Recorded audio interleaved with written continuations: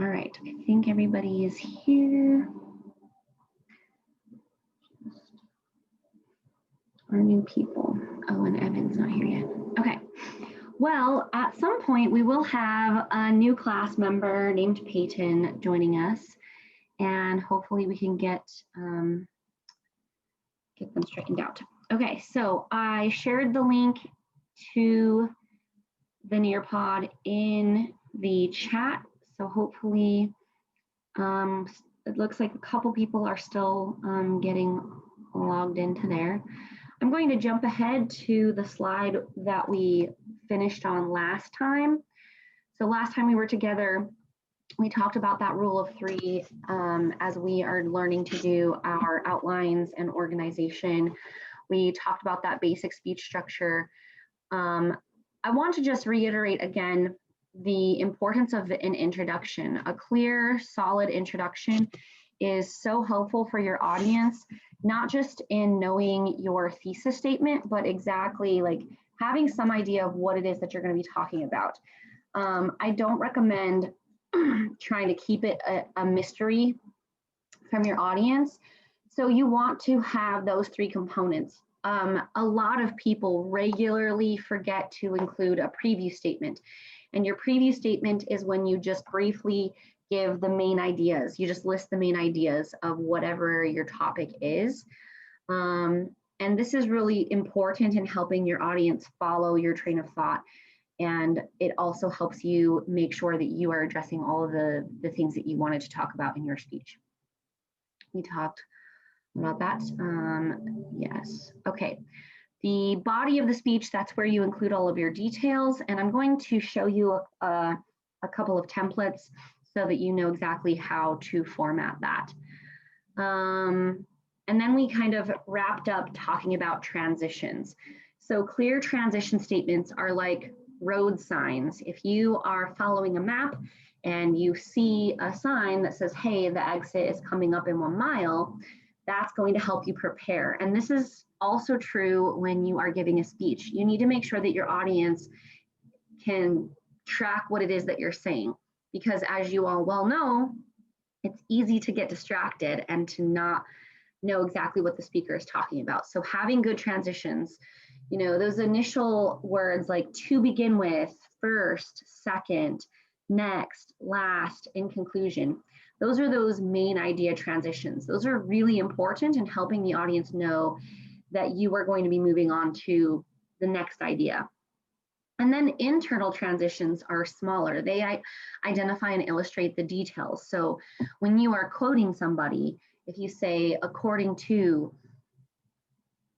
Aristotle, or according to Adina, or whatever, you want to make sure that you have that in there so that people know what it is that you're talking about. You want to be as specific as possible as well, especially when you are quoting things. So if you find a piece of information from an article, try really hard to find out where that primary source came from. So instead of just saying, you know, statistics show that 1 out of 10, blah, blah, blah, then it would be more specific and better if you said, in a Harvard study conducted by Harvard Medical Department, blah, blah, blah, blah. So try to be as specific as possible.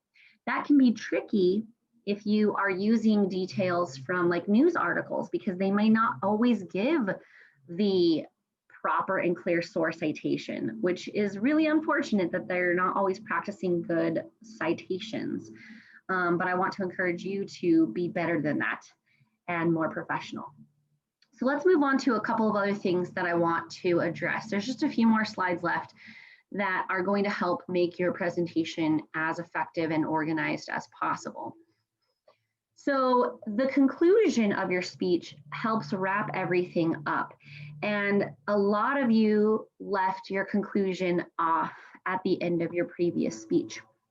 So it's a good thing I hadn't taught that to you and I wasn't grading that yet, but I probably put a comment in there about having a conclusion that wraps everything up. And your conclusion reminds the audience of that main thesis, your main purpose. And this is the tell them what you told them element. There can be 2 to 3 parts to this, all right? you should have a review statement saying, these are the main ideas that we covered. Let me just restate them for you one more time. Again, this sounds very repetitive as a speaker, but it's really important as an audience member to just have that stick in your brain one last time. And then you also want to have a restatement of your thesis statement. Now, these two pieces might be combined into one sentence, okay? Last, you want to have some kind of final thought, maybe a call to action, maybe a specific directive or a quote or something that you want the audience to really remember, that you want to leave in their mind. This should relate to the introduction, it should relate to your topic. And this final thought is not necessarily required. It depends on what type of speech that you are giving, but it can be really helpful in just bringing it all together and tying it up really nicely. Otherwise, the audience ends up feeling very like abrupt at the end, and they're like, wait, what? I don't understand. And then don't forget to say thank you at the end of your presentation. So these are the main components that we were talking about last time. So now let's talk about what that written outline looks like, okay? So your outline that you have to turn into me should always be typed. It should be in your standard font. So Times New Roman, Calibri, Arial, those are the standard fonts based upon, if you're using Docs or Microsoft Word or something like that. 12-point font, again, standard. This is typically standard on any of your document programs. And then I will encourage you to double space it because it's easier for me to read, but there may be times that you need to single space it. And I'm going to show you some examples of what this looks like, okay? The next thing that you need to remember about your outline is that you need one complete sentence for each indicator. And again, I'm going to show you some examples of what this looks like so that it makes sense. Why do you need a complete sentence? Well, first off, that's proper grammar, it's more formal, and you need to include enough information that I can follow your main ideas, okay? You do not, however, you do not and should not have a typed script, okay? I don't want a typed copy of your script. If you need something typed out word for word that you want to practice from, then you can use that. But I really want to emphasize the importance that an outline is a guide. It should not be every word that you are going to say in your speech, okay? Just one sentence, one idea for each of the indicators. It should have enough information that I, Ms. Cortez, can find and follow your main ideas and your main points and supporting points.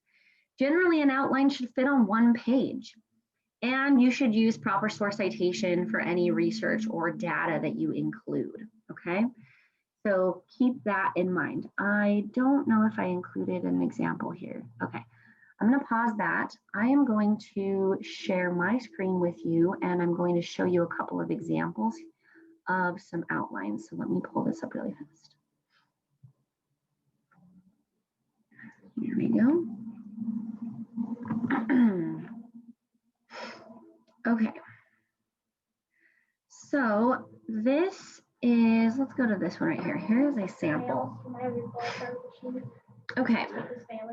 So this is a sample outline. And the first thing I want to draw your attention to are these three sections. So we have our introduction, we have the body of the speech, and we have the conclusion. And you can see that this fits on one page, all right?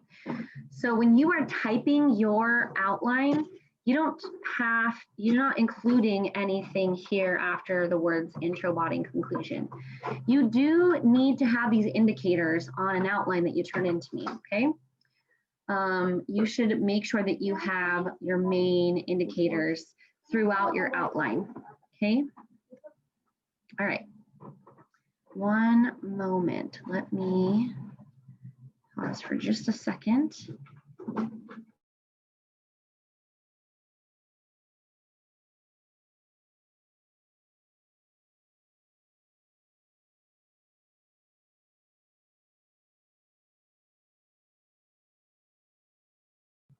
Okay, thanks for your patience. I was helping my child find something. All right, back to our shared screen.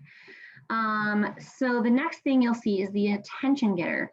And for this particular speech, this speech is about the star garnet, which is a type of gemstone found here in Idaho.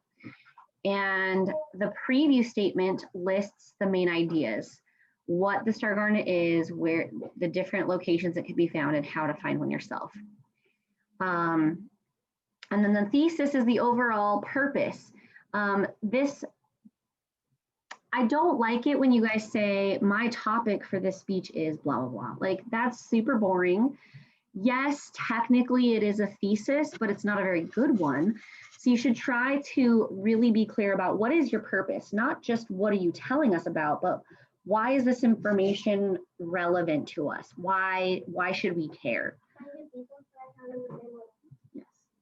Then when you move into the body of your speech, the main ideas that you have listed here should go in the same order of your main ideas here. So what is it?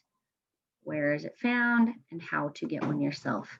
And then your conclusion, same thing, review and closing statement. Everybody with me so far? Thumbs up if this makes sense. This is pretty easy and straightforward. And honestly, like if you are just using my template to type your outline into, you're going to hit all of those necessary pieces, okay? So when I'm getting ready to start writing a speech, I always start with a like a piece of scratch paper. So imagine that this is my scratch paper, and I will just start making a list of connecting ideas that I want to include in my speech. So let's say for pretend that my speech is on, maybe I want to do something with Halloween. Okay, so that's my big idea. All right, so I know that I'm going to need my intro, body, and conclusion. I usually just grab a scratch piece of paper and write this exactly like this on a scratch piece of paper. I know I'm going to need an attention getter, I'm going to need a preview, and I'm going to need my thesis. And in the body of my speech, I'm going to need my main points. You can make these Roman numerals by using a capital letter I. And I know in my conclusion, I'm going to need a review and a closing statement. So now I can start building this in. I can go do some research and I can start building in my ideas. So let's say I do a bunch of research and I decide that my topics are going to be like the origins of Halloween, the common ways to celebrate Halloween, and I don't know, maybe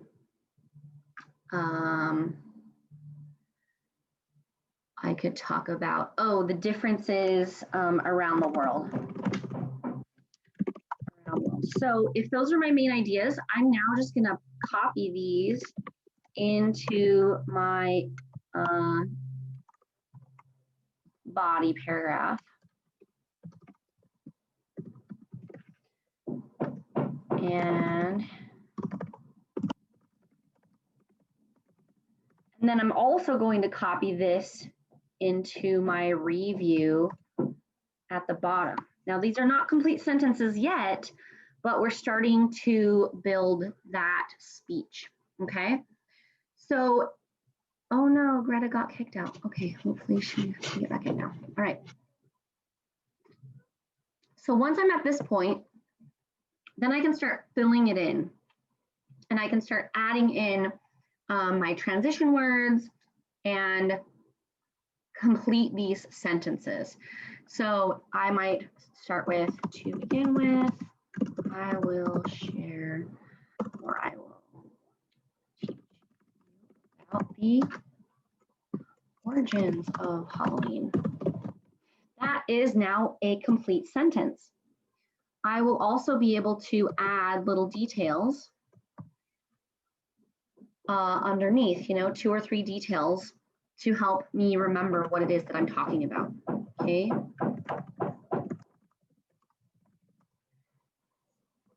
common ways to celebrate Halloween. Okay, and then difference around the world. So each of these indicators, so this is an indicator, this is an indicator, this is an indicator, this is an indicator. All of these indicators, you need to have one sentence, one complete sentence for each indicator, all right? Okay, let's go back to our Nearpod.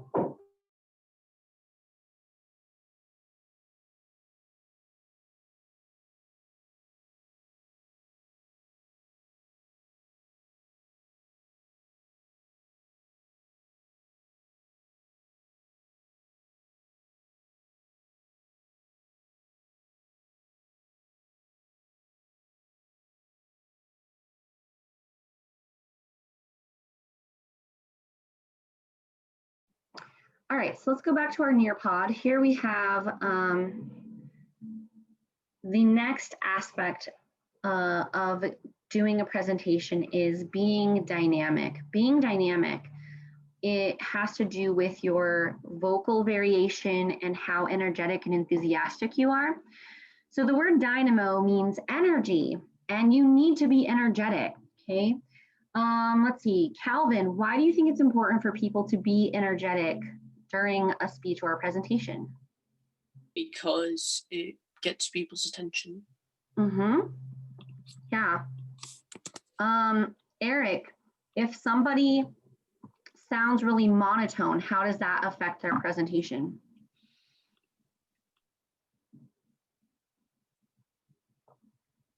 Eric, can you hear me? Eric, are you with me? Okay, how about Gavin? Gavin, if somebody's really monotone, how does that affect their presentation?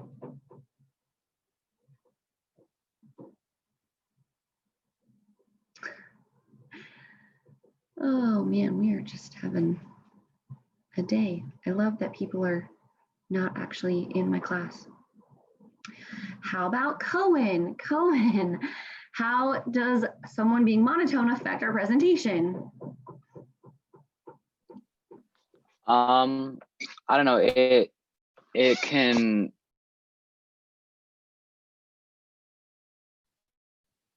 I lost you there for a second. Oh, maybe when you're monotone, it can make people bored and they'll stop paying attention, or they just won't want to listen.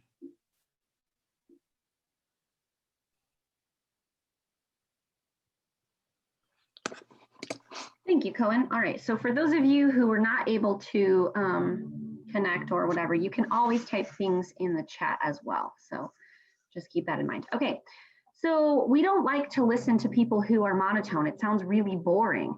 And if the person speaking is not getting excited about their topic, why should we? So your level of energy actually communicates to the audience what level of energy they should be putting in as well. So if you sound monotone and boring, they're going to be bored. So we want to be as energetic as possible, all right? We want to be enthusiastic. And this includes 3 key things. Having good eye contact. We want to engage with our audience, and our audience members want to feel like someone is actually talking to them, not just at them. We also want to have appropriate volume for the situation, and we want to have good energy. Even if you're talking about a really serious topic, you can still have energy and enthusiasm when you are giving your presentation. When you are practicing your eye contact, it might feel a little bit weird. This is one of those things that maybe makes us feel a little bit nervous. It might be one of those things that adds to our stage fright. So try to scan the room. I mean, you don't have to necessarily stare directly at somebody and give them like an evil eye or whatever. It's a little bit different when we're doing it on Zoom, but when we're in person, think about that. If you feel really nervous about looking at people when you're giving a speech, one tip that I recommend is to just look at the tops of their head or their hairline. This will at least get your face up so that the audience can see your facial expression. It will appear as if you're kind of looking at the audience, but it maybe isn't as scary as looking directly at them. to help reduce that stage fright, okay?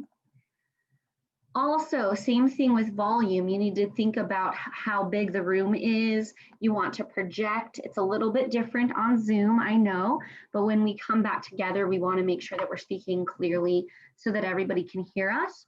And as you shift your volume throughout your speech, you should be thinking about, okay, does this work with my topic or the emotion that I'm trying to express? And that energy piece, it really needs to be engaging, but you also have to think about, okay, how can I really connect with my audience, and is this appropriate for the topic? I could be like a super energetic, high energy, loud talking person, but that may get just as draining as it would be if I were being really monotone. So we want to make sure that it's appropriate and engaging for the audience, but that we don't sound contrived or fake or silly when we're doing it. It should still feel natural, okay? We just want to see that you actually care about your topic. And you want to make sure you have proper word choice. I think everybody in here knows that, you know, common offensive language isn't really appropriate in a speech, but you probably hadn't thought about these other kinds of things. You want to know your audience, so you need to avoid jargon. Jargon is really specific technical language, and if your audience doesn't share that same knowledge base, then you're not going to have any idea what you're talking about. I remember one student gave a speech once about motocross, and he was talking about all these different elements of the motorcycle, and he was talking about like a 250 and a 500, and he didn't really explain what that meant. So it actually took me, I had to ask him after the speech, like, what were you talking about? And that had something to do with the size of the engine. And it would have been really helpful if that was an important concept in his speech, if he would have just taken a second and defined that for the audience, because we don't always know. You want to avoid colloquialisms. These are sayings that are usually metaphors that, again, are only going to be similar or not like known to people that share that same experience.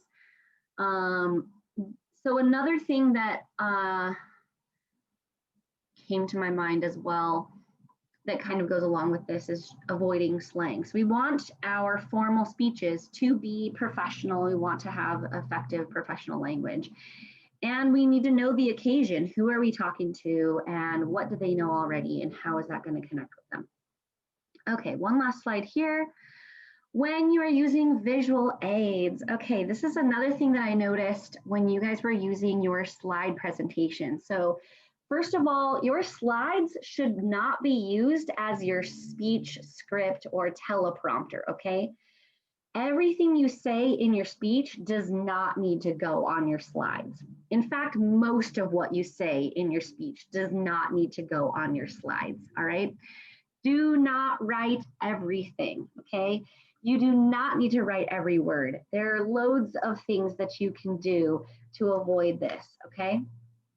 A presentation slide for a formal speech is much different than a lecture slide.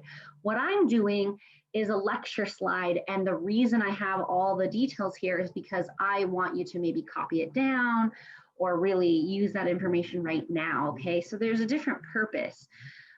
With most of your formal speeches, your words that you have on your slides should supplement and add to what you're already saying. So you don't need to include long quotes. You should have short labels, okay? Only the highlights should be included on your text, because too much text is distracting. Your audience just starts reading it instead of listening to you. It should also not be an outline of your speech. It should serve a specific purpose to illustrate or support what you're saying. And have some blank slides if you need to, so that if you're having a transition, it's not too distracting, okay? If you're going to include like a video clip, build that into your slide or have that ready to go so that you don't have to worry about technical things.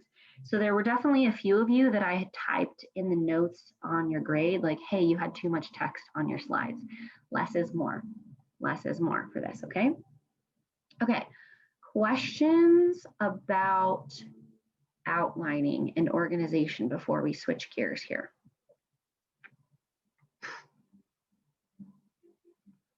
Okay, I'm not seeing anything. Thank you to those of you who are giving me some nonverbal head shakes to let me know that you're good. Thanks, Aiden. Thanks, Greta. Thanks, Kaya. Okay, cool. All right, we're gonna go ahead and end that Nearpod, and I don't have another Nearpod for you, so you don't have to worry about that right now. Let's take a look at a couple other examples of outlines before we move on to our famous speaker summary. Close that, close that. Okay. I will also share, I'll be posting some example outlines once we get to that point. All right, here is another sample outline. This one is pretty basic.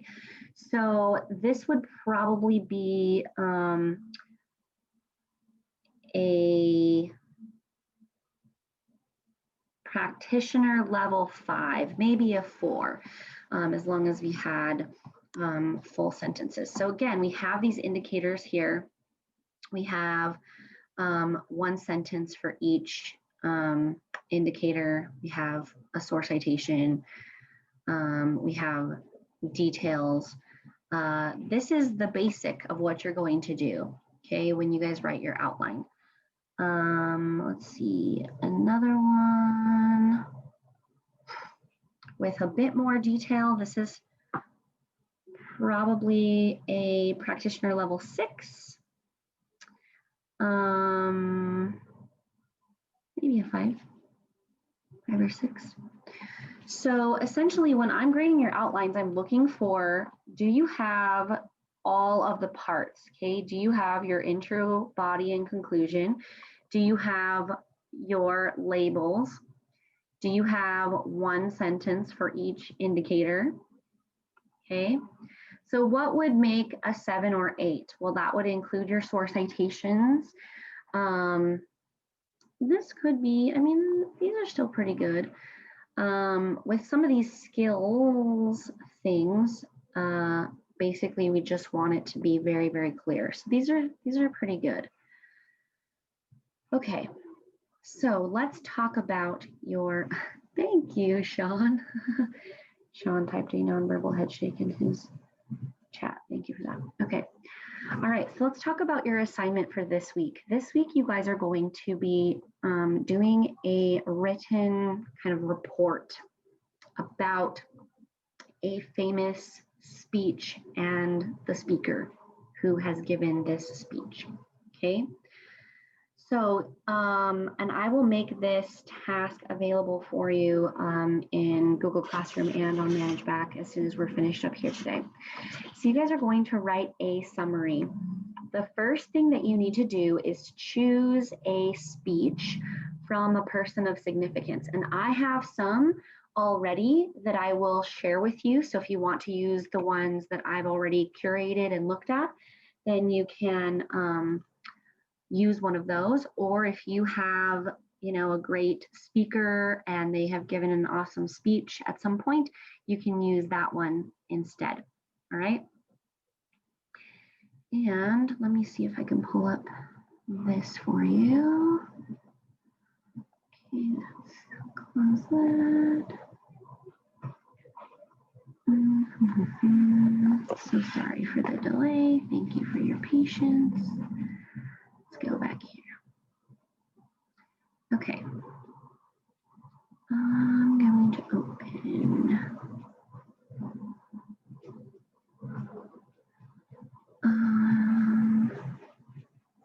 Okay. No, that's not it. So sorry. Oh my gosh. Okay, here we go, here we go, here we go.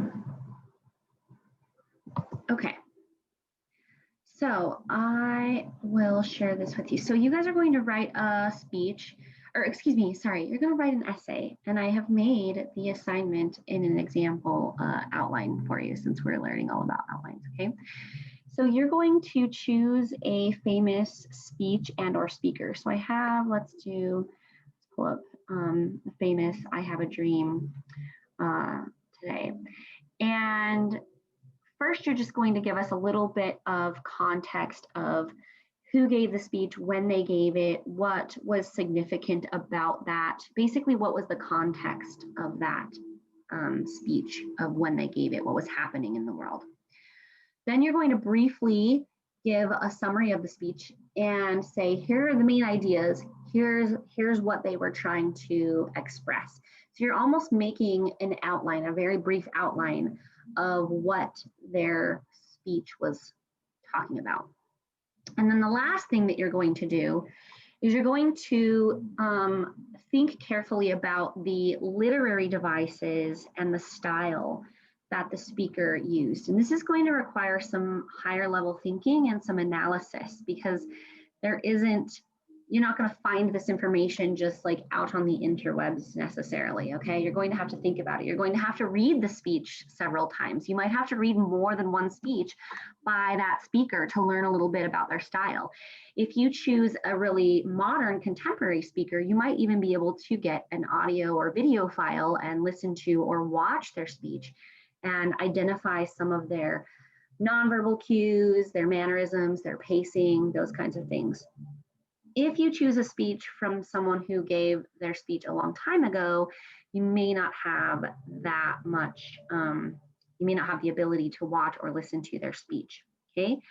So you're going to write up a summary of this particular speaker. What makes them an effective speaker? What about their speech was effective? What connected to their audience? How did they use literary devices like metaphor and imagery to really engage their audience and support what it was that they were trying to say? So I'm going to put that task up on Google Classroom and ManageBack for you. That will not be due until the beginning of next week. So you'll have a tiny bit of time today, and then I will have a couple extra tips for you next class. But the majority of next class will be you guys working on this paper, okay? Questions about this? Gavin, I'm sorry you're having connection issues and you keep getting kicked out. What questions do you have? It should be typed. It should be double spaced. It should be in all of your standard formatting, okay? It should be 2 to 4 pages, okay? And I will make that task available for you here in just a couple of minutes as soon as we get done with their class. Any questions about that? Oh, it's a formative also. It is a formative task. It will be due next week, probably Monday or Sunday night. Questions, thoughts, concerns? You guys have been so quiet today. I know it's Monday and you're like, but Q1 grades are coming out soon, and a couple of you still have not finished your summative speech on issues of free speech. So please help me. So Gavin is having trouble, so that's why it's just Gavin. He's just one and the same. It's just that his computer program keeps kicking him out. Okay, any other questions about this paper or upcoming tasks or anything like that? Why?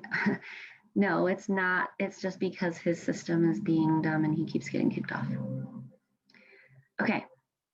All right, then the last few minutes of today's class is yours, and you have time to begin working on your paper. I'm going to post this assignment with all the details for you, and then you should be able to get to work on that, okay? Okay, thank you. Bye.